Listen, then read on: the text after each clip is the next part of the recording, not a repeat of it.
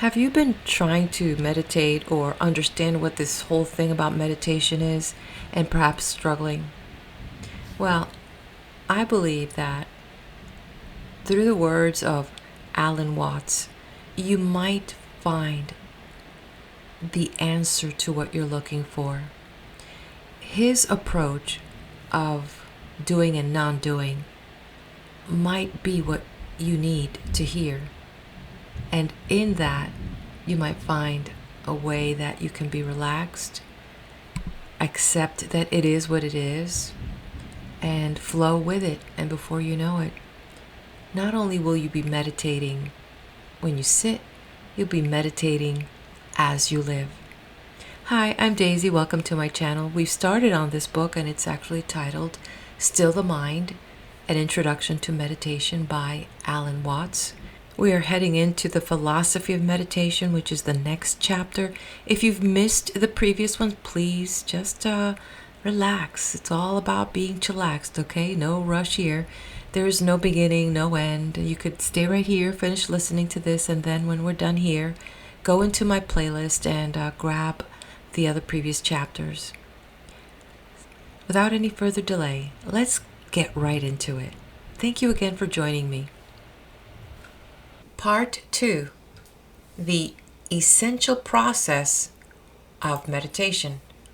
Chapter 3, the philosophy of meditation.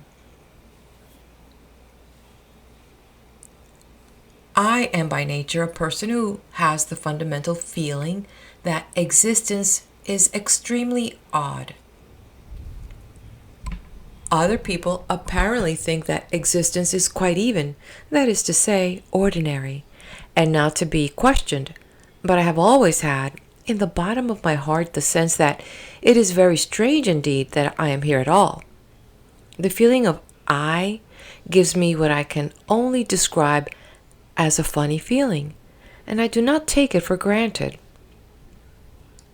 This feeling is not something that I can just toss off and then go on with my everyday business. And yet, the curious paradox of this is that, at the same time, I do not take it seriously. On one hand, I have the feeling that to be alive, to participate in this universe, is so wonderful. I simply don't know what to say about it. But on the other, I can't identify myself with any of the parts or the social roles that people play. The problem with existence. There does seem to be a problem with existence and with being alive. What that problem is about, at the sort of nitty-gritty level, is the very basic idea in our thinking that one must live, that we need to survive to go on, and therefore we need money for food and shelter. We feel we must go on, even though we know that we are not going to get away with it for very long, as we know that after a certain number of years we are going to die, and that this thing we call life is going to end. When life ends, the thing that we call I is going to go somewhere else, maybe into a deep sleep, maybe even without dreams. Between now and that inevitable event, we may experience the most ghastly pains, not only the pains of physical disease or of being wounded or hurt, but perhaps the pains of worrying about the failures of our responsibility to people who depend on us. So we suffer other people's suffering simply because we are sensitive and have imagination. We do it so much that our adrenaline levels respond simply by imagination to the sufferings of other people. Obviously, all these problems cannot be solved on the physical level. We don't expect in our lifetime that medical skill will make us exempt from death. We also don't seriously expect that human beings will all learn to be nice to each other and will refrain from war, racial prejudice, and horrors of that kind. We don't seriously expect to find a method of being protected against all possible disease and pain by taking some sort of drug. Another way around these problems. Over the years, I have begun to wonder if there is another way around these problems. Perhaps instead of resolving these issues at the technical level, we could solve them at the psychological and spiritual levels by disciplining ourselves so that we wouldn't be afraid of them anymore. And so, in accord with that motivation, we seek out spiritual and psychological teachers. We wonder if we could somehow be made over so that we could not have to worry about our problems. But if you examine the desire to overcome this mess through a spiritual discipline, you will see that this wanting to overcome the mess and not to have it anymore is precisely the mess. The thing that we object to about ourselves is perfectly what we continue to do in our attempts to overcome it. In other words, the activity that we employ in overcoming the mess is the mess that we object to. It is very important to realize this, and if you do realize it, it raises the question, then what can I do? What can I do to transform this quaking mess into the state of mind of the true mystic? Now, if you are the mess, there is obviously nothing that you can do to transform yourself into the state of mind you idealize as that of a true mystic, a saint, or even the Christ. But by pursuing this line of thought, you may realize that all your ideals are simply manifestations of the mess trying to get away from itself. You are put in the position of feeling that it is absolutely necessary to be different from the way you are, but there is absolutely nothing you can do about it because, being the way you are, you can't be different from yourself. It is as if one were to say, I know that I shouldn't be selfish, and I would very much like to be an unselfish person. But the reason why I want to be an unselfish person is that I am very selfish, and really I would love myself far more and respect myself far more if I were unselfish. The same is true of people who believe that they ought to love God. One might well ask, why do you want to love God? And the answer is invariably, because God is the most powerful ruler, and it is always best to be on the side of the big battalions. Most often that is the real reason why people believe in God, and it comes down to the fact that they are looking out for the safety of their own spiritual skins. All sophisticated saints have known this, including St. Paul, St. Augustine, and Martin Luther. None of these great men knew what to do about this contradiction, because if people believe in it, there is really nothing to be done. But apparently something has to be done. However, when you really look into yourself, you realize there is nothing you can do. There is nothing anyone can do to be anyone else than who they are, or to feel any other way than the way they feel at this moment. We are this mess that has the capacity to know the horrors of what life can do to us. Yet, this is not as much of a blind alley as it seems to be. If you discover yourself as a blind alley, or even a cul-de-sac, the fact that you found yourself there will invariably tell you something. Watch the flow of water when it floods an area of land, and you will see that it puts out fingers, and some of them stop because they come to blind alleys. But the water doesn't pursue that course. It simply finds its way around. The water never uses any effort, however, only its weight and gravity, and by following its level, it finds the path of least resistance. As human beings, we do the same thing, and when we think that we have come to a dead end or a blind alley, we try to find another way around. Suppose the water, when it reaches a place where a finger of water stretches out over dry ground and doesn't go further, were to say to itself, I failed. Why, We would say it was just being neurotic. Just wait, we would advise, and you will find the way to get through. Now, when you discover that you are like the water and that there is no way of transforming yourself, you become a fearless, joyous, divine being, as distinct from a quaking mess. When you see that there is no way, it is not a gloomy realization, but a very important communication. It is telling you something in the same way that the land is telling the water that it is not the way to go. It is really saying, there's another way. Try over here. Sometimes life is telling you that the course you are on is not the way to go. And the message underlying all of this is that you cannot transform yourself. Life is giving you the message that the you that you imagine to be capable of transforming yourself does not exist.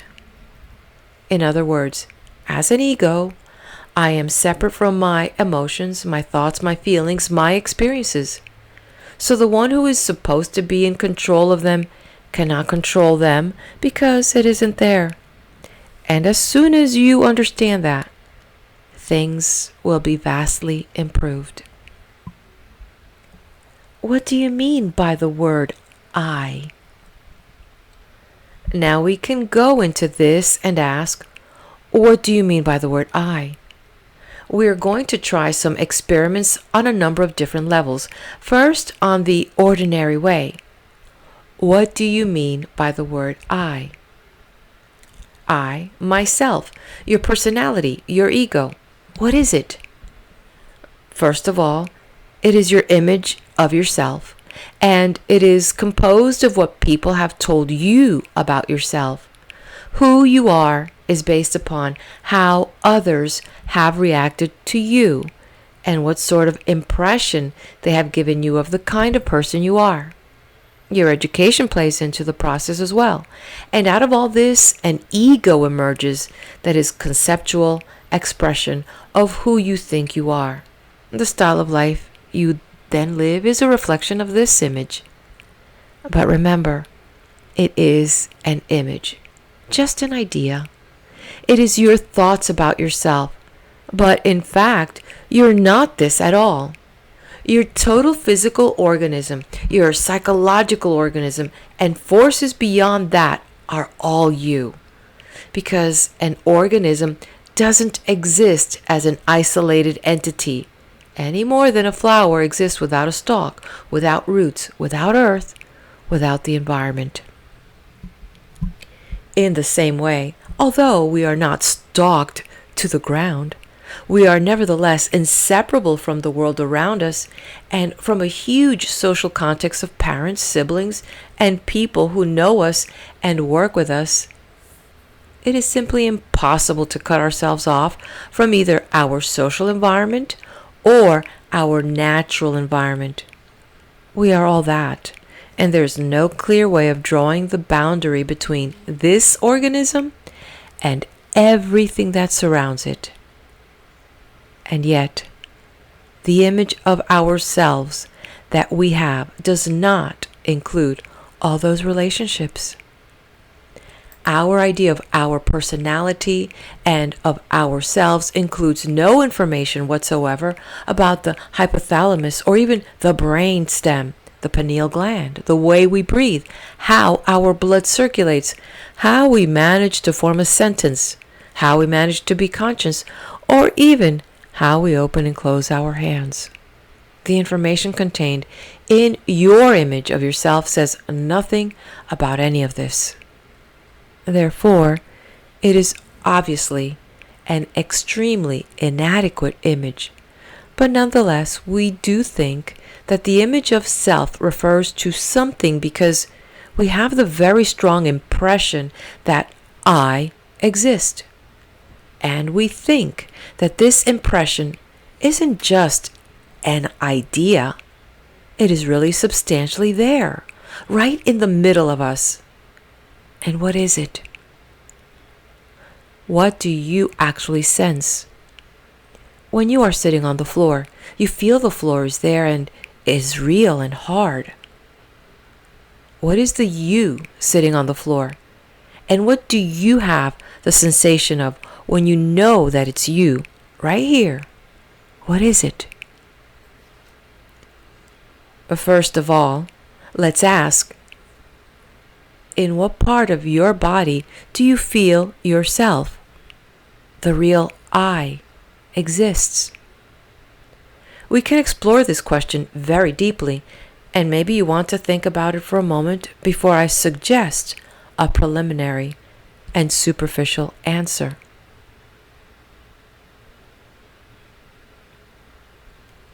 The sensation that corresponds to the feeling of I is a chronic muscular tension in the body, which has absolutely no function whatsoever. What do you do when you try or concentrate or pay attention?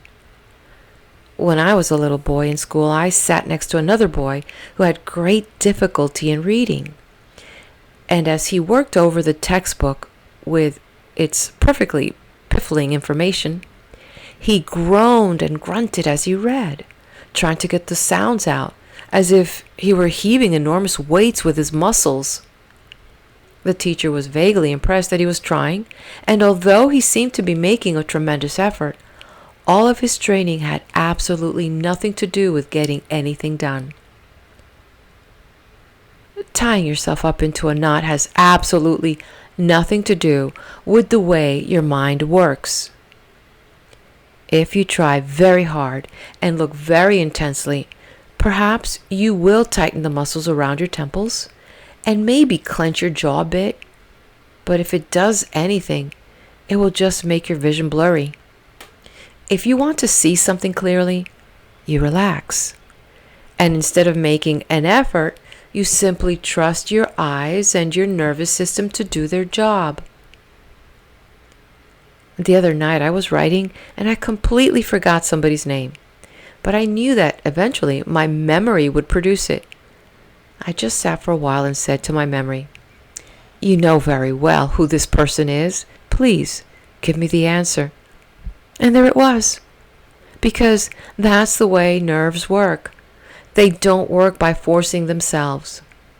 And yet, we've all been brought up to try to force our nervous activity, our concentration, our memory, our comprehension, and indeed, our very love. We have tried to force it with our muscles. And men will understand me if I say you can't force yourself to have an erection by muscular effort. Women still understand me if I say you can't force yourself with muscles to have an orgasm. It just has to happen, and you must trust it to happen. There's absolutely nothing you can do about it by using your muscles. In much the same way, the notion that we have of ourselves, of ego, is a composite of an image of ourselves that doesn't fit the facts, and a sensation of muscular straining that is futile.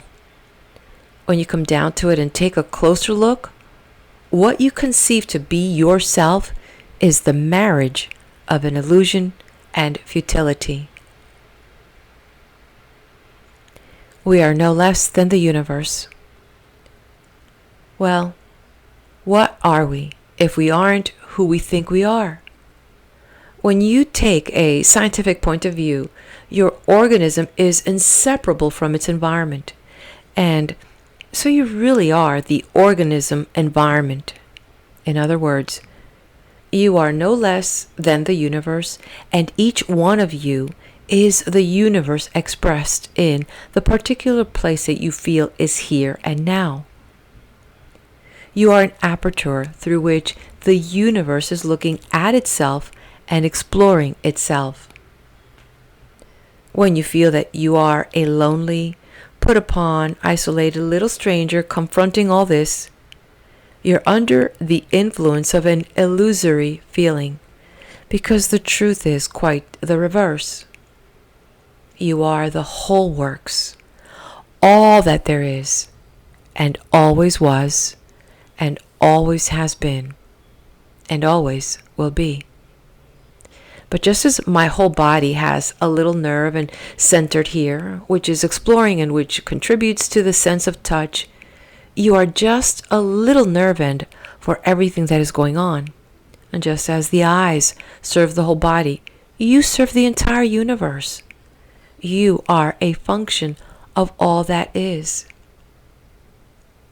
Yet, if this is so, the facts just do not fit the way we feel because we feel in the other way around. I am a lonely little thing out here exploring this universe and trying to make something out of it. I want to get something out of it and do something with it. And I know I'm going to fail because I know I'm going to die one day. So we are all fundamentally depressed, and as a result, think up fantasies about what is going to happen to us when we are dead and try to make ourselves feel better about it. But if you are essentially the universe, what is going to happen to you when you are dead? What do you mean by you? If you are the universe, in the greater context, that question is irrelevant. You never were born and you never will die, because what there is you. That should be absolutely obvious, but from an egoistic perspective, it is not obvious at all. It should be the simplest thing in the world to understand that you, the I, is what has always been going on and always will go on, coming and going forever and ever. We have been bamboozled, however, by religionists, by politicians, by our fathers and mothers, by all sorts of people who tell us, "You're not it," and we believed it. So, to put it in a negative way, you can't do anything to change yourselves, to become better, to become happier, to become more serene, to become more mystical. But if I say you can't do a damn thing, you can understand this negative statement in a positive way. What I'm really saying is that you don't need to do anything, because if you see yourself in the correct way, you are all as much extraordinary phenomena of nature as trees, clouds, the patterns in running water, the flickering of fire, the arrangement of the stars, and the form of a galaxy.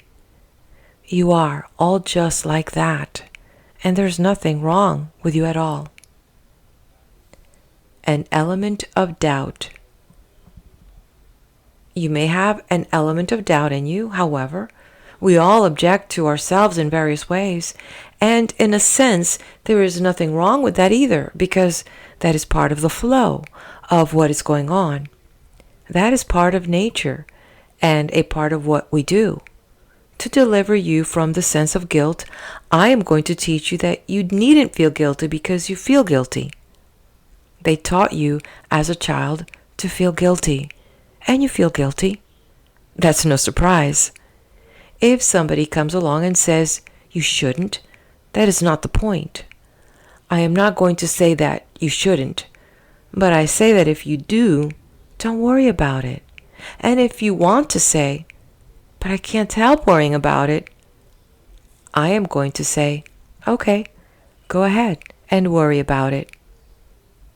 And this is the principle called judo in Japanese, which means the gentle way. Go along with it. Go along with it, and then you can redirect the energy to go your own way. And the most interesting thing you can do in life is really the most natural thing to do. To call into question the rules of the game. If we say, "Let's all be honest with each other." What do you mean by honesty? Do you know what the truth is? If you call these things into question, a curious thing happens, and that is that nobody knows what they're supposed to do. And this is the most embarrassing situation in life, when we are all here and we don't know what we're supposed to do. Now we're really up against our view of reality. The essential process of meditation. This is the beginning of meditation. You don't know what you're supposed to do. So what can you do? Well, if you don't know what you're supposed to do, you watch. You simply watch what is going on. When somebody plays music, you listen. You just follow those sounds, and eventually you understand the music. The point can't be explained in words because music is not words. But after listening for a while, you understand the point of it, and that point is the music itself. In exactly the same way, you can listen to all experiences because all experiences of any kind are vibrations coming at you. As a matter of fact, you are these vibrations and you really feel what is happening. The awareness you have of you and of everything else is all the same. It's a sound, a vibration, all kinds of vibrations on different bands of the spectrum. Sight vibrations, emotion vibrations, touch vibrations, sound vibrations. All these things come together and are woven. All the senses are woven, and you are a pattern in the weaving. And that pattern is the picture of what you now feel. This is always going on, whether you pay attention to it or not. Now, instead of asking what you should do about it, you experience it. Because who knows what to do about it? To know what to do about it, to know what to do about this, you would have to know everything. And if you don't, then the only way to begin is to watch. Watch what's going on. Watch not only what's going on outside, but what's going on inside. Treat your own thoughts, your own reactions, your own emotions about what's going on outside as if those inside reactions were also outside things. But you're just watching, and just follow along and simply observe how they go. Now, you may say that this is difficult and that you are bored by watching what is going on. But if you sit quite still, you're simply observing what is happening. All the sounds outside, all the different shapes and lights in front of your eyes, all the feelings on your skin, inside your skin, belly rumbles, thoughts going on inside your head, chatter, chatter, chatter.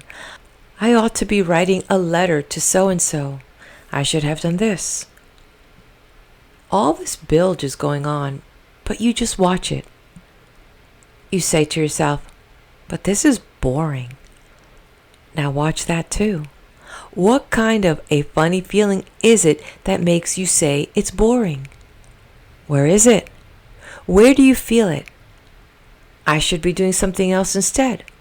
What's that feeling? What part of your body is it in? Is it in your head? Is it in your belly? Is it in the soles of your feet? Where is it? The feeling of boredom can be very interesting if you look into it. Simply watch everything going on without attempting to change it in any way, without judging it, without calling it good or bad. Just watch it. That is the essential process of meditation. End of chapter. We're going to move on right to chapter 4, the practice of meditation. What we call meditation or contemplation, for want of a better word, is really supposed to be fun. I have some difficulty in conveying this idea because most people take anything to do with religion seriously, and you must understand that I am not a serious person. I may be sincere, but never serious, because I don't think the universe is serious. And the trouble comes into the world largely because various beings take themselves seriously instead of playfully. After all, you must become serious if you think that something is desperately important, but you will only think that something is desperately important if you are afraid of losing it. In one way, however, if you fear losing something, it isn't really worth having. There are people who live in dread and then drag on living because they are afraid to die.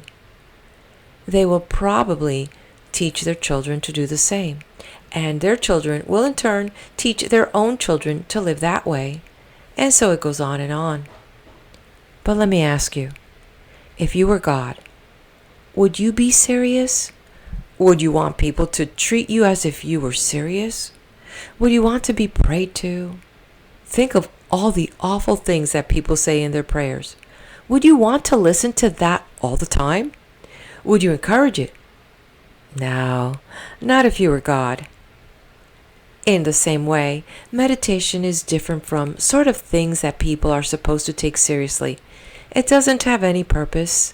And when you talk about practicing meditation, it's not like practicing tennis or playing the piano, which one does in order to attain a certain perfection. You practice music to become better at it, maybe even with the idea that you may someday go on stage and perform. But you don't practice meditation that way, because if you do, you're not meditating.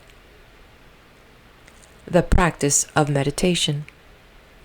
The only way you can talk about practice in the context of meditation is to use the word practice in the same way as when somebody says that they practice medicine. That is their way of life, their vocation, and they do it nearly every day. Perhaps they do it the same way day after day, and that's fine for meditation too, because in meditation there is no right way and there is no idea of time. In practicing and learning things, time is usually of the essence. We try to do it as fast as possible and even find a faster way of learning how to do things.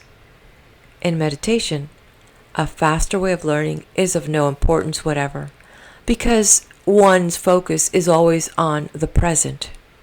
And although growth may occur in the process, it is growth in the same way that a plant grows. The perfect process of growth.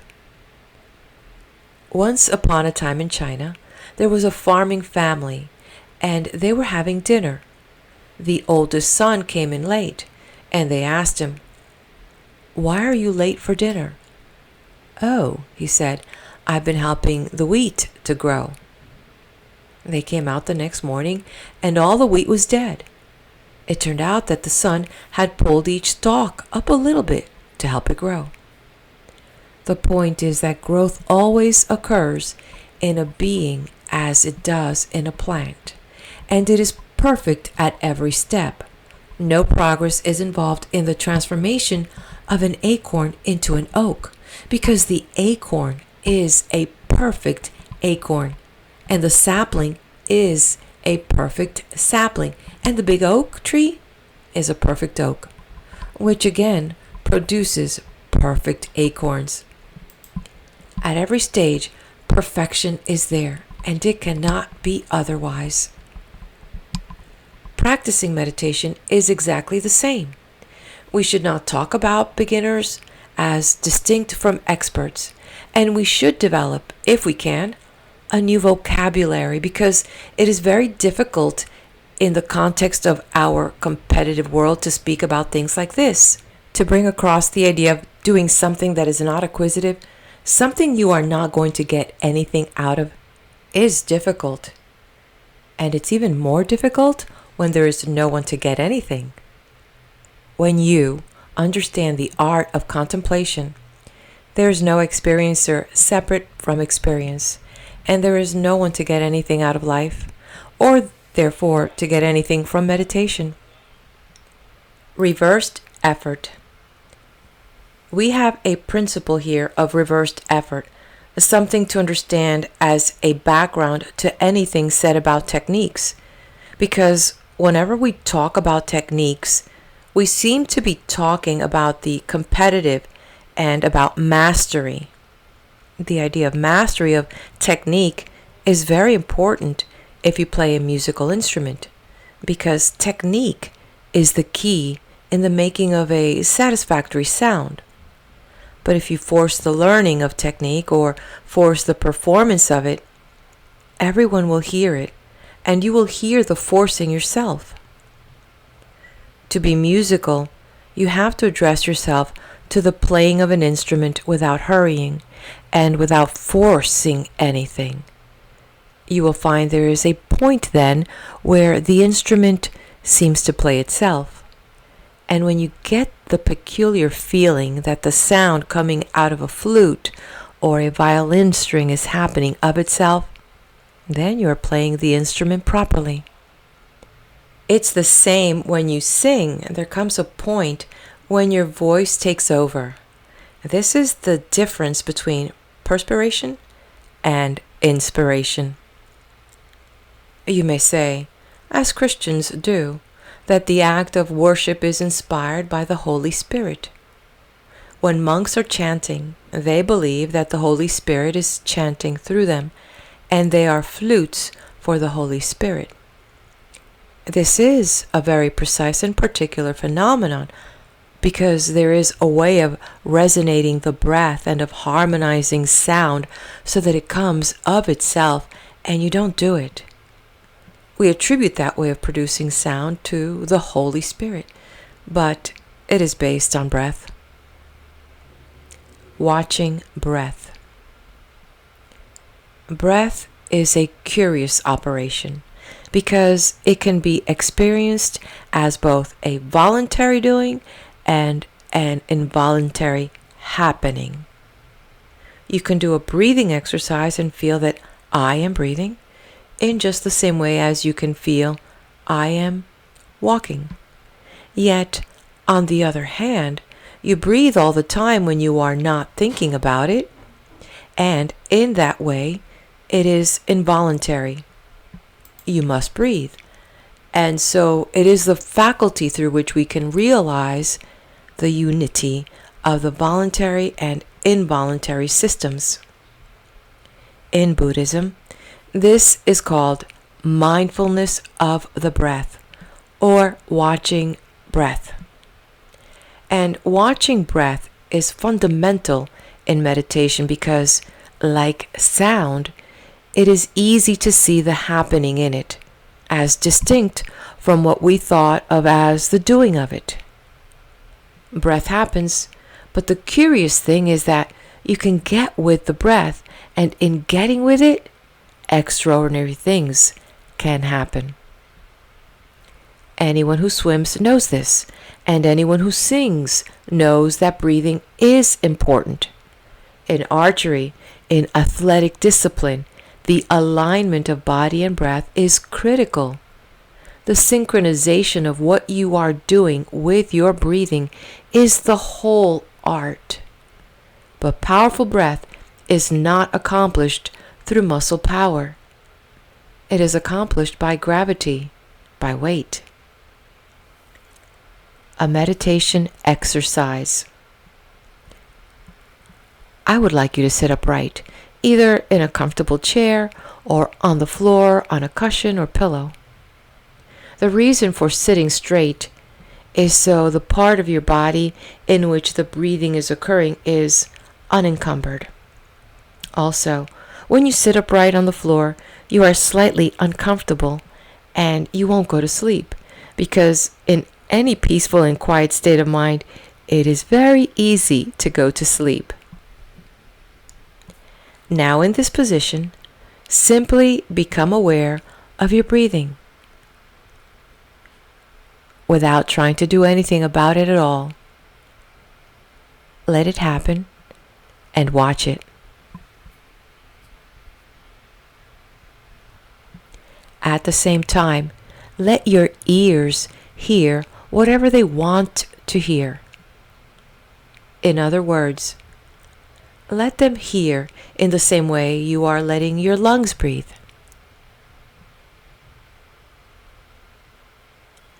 Now beyond this, you can breathe out by letting the breath fall outward without pushing it. And as you get to the end of the out breath, let go with the same sort of feeling that you have when you let your body drop into a very comfortable bed. Let it drop out and fall. Let the weight of the air do it. Don't push. Drop. Then after a while, the breath will return. But don't pull it in. Let it fall back in. The breath will drop in until you've had enough, then let it drop out again.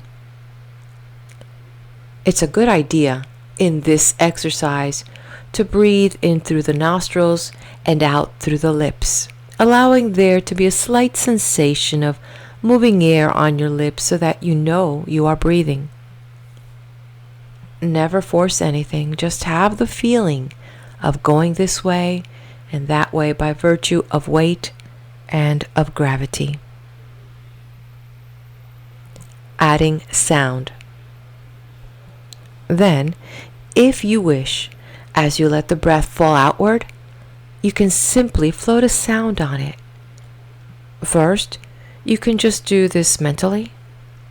Think of a sound that pleases you, a note that seems agreeable to your voice. As you breathe out heavily, imagine that sound to yourself, whatever sound you feel like. Now, if you've got a humming sound in mind, on the next round of the out breath, hum it out loud and keep it going. At first, you may be a little short-winded and uneasy about something like this, as well as allowing the sound to hum and happen with the breath that is falling out. You can, as it were, simply request it to increase in volume without forcing it. And when your sound ends, bring it in again quite softly, and then allow the volume to rise. You will get an almost continuous sound, and if you do this in a group, the sounds will run together. Try it now, if you wish, picking your own note. Try it again, once more. Now ask it to increase its volume. Listen a moment. What we are working into is the completely liberated yet soft and gentle act of letting sound happen through us without the slightest sense of strain, so that you are not singing it, but it is singing with your voice. Don't premeditate a tune, but let it come so that it's almost as if you're talking nonsense. Let it play gently with your voice. You are simply preoccupied with it, like easy humming to yourself.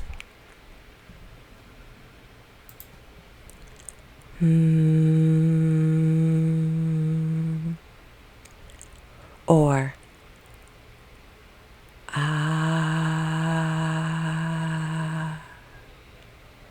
or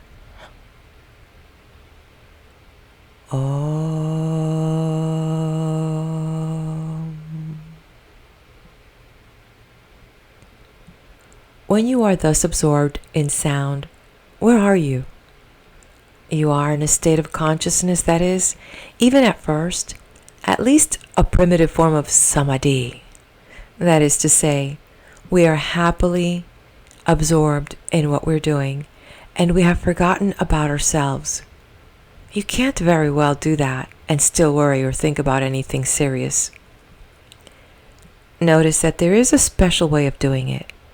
We can get wild with it and do a kind of Native American chant, or one of the more vigorous and forceful Tibetan Buddhist chants, but that form of chanting can be straining unless you're in a large group and you can soar on the group's energy. If you keep it down to a soft tone, you will find the floating feeling of the voice. If you feel any sound that is uncomfortable, you can instantly avoid it. Slip down if you're going too high, or slip up if you're getting too low. If your voice tends to change, follow its change, so that you are just going along with it. The divine element. This is why, from ancient times, people have discovered humming and singing, and everybody used to sing while they worked. But you'll notice that today, very few people sing at all. You have to make a point of it. People are afraid of their voices. That is, their melodic voices as distinct from the spoken voice. I know an enormous number of people who never sing at all. In India, to this day, when the scriptures, the Upanishads and the Sutras are read, they are invariably chanted, because as soon as you bring a note into it, an extra dimension is added to the voice. That is the divine element, which is symbolically the singing sound of the universe. This is a form of what I would call free mantra chanting, which isn't used much, but as you do it, it will give you a very good idea of what the meditative state is. It isn't just letting things going on around you happen. It is inside you as well. In free mantra, as distinct from prescribed mantra, each spontaneous chant has a different feeling to it.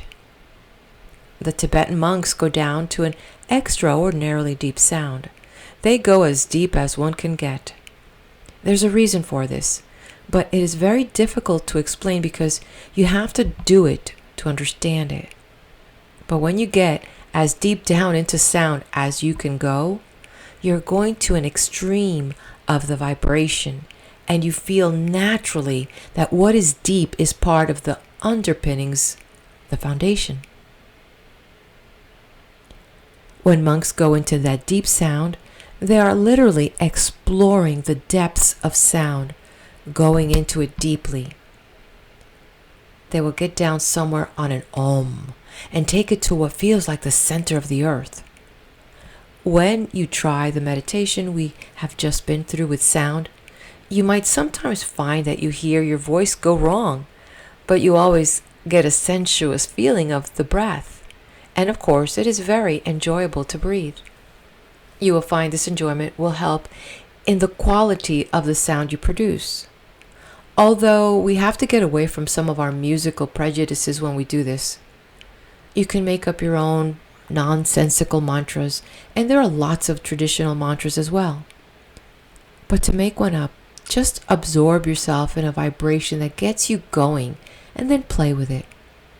Play with the sound you are making, and when you stop, you will still feel the pulse going through you.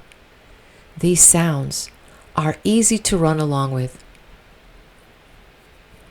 Deep listening. Some people think that to spend a lot of time gently humming nonsense to yourself is a waste of time. But ask yourself, what are you going to do with the time that you save? With all this, the first thing we have to understand is what I call deep listening. Very few people ever really listen because instead of receiving the sound, they make comments on it all the time. They are thinking about it, and so the sound is never fully heard. You just have to let it take over. Let it take you over completely. And then you get into the samadhi state of becoming it. This also means that you abandon your socially nervous personality.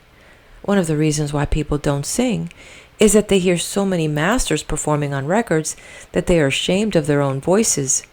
You may think there's no point in singing unless you are good at it, but that is like saying there's no point in doing anything at all unless you are particularly gifted at it, which is ridiculous. Of course, singing is very good for you, but we won't dwell on that because it brings too much purposiveness into it, having to fulfill a conscious purpose and design. Any sound from the source. Instead, we are like children making noises because of the absorbing sound they produce. Children make all sorts of noises to explore the possibilities of what they can do with their voice. But you don't see adults going around humming and burbling, even though it is tremendous fun. All of this is perfectly at home within meditation. Joshu Sasaki, a Zen master from Los Angeles, tells his students to stand up and laugh for 5 minutes every morning because that's a better form of meditation than sitting for a long time getting sore legs. It embarrasses the hell out of some people to even try it, and instead when they see someone doing it, they ask, "What are you laughing at?" You know I don't see any point in laughing unless there's something funny. I had a friend, a very fat friend, and he was a theological student. He used to take the elevated train that went from Evanston into Chicago and sit in the middle of the car where everybody could see him. He would sit there with a kind of vacant look and chuckle to himself. And slowly, he'd work it out, laughing louder and louder with all his flesh vibrating. By the time they got to Chicago, the whole car was inevitably hysterical with laughter. I tell you this story to illustrate that any sound you feel coming from the inside can be used as mantra meditation. And the deeper the source, no matter how ridiculous, the better. End of chapter. All right, let's follow Alan Watts over on to the next video where he's going to introduce us to part 3, Still the Mind, and tell us about contemplative ritual. I'll meet you there. If you haven't done so, please do hit that like button, leave me a comment, let me know you were here.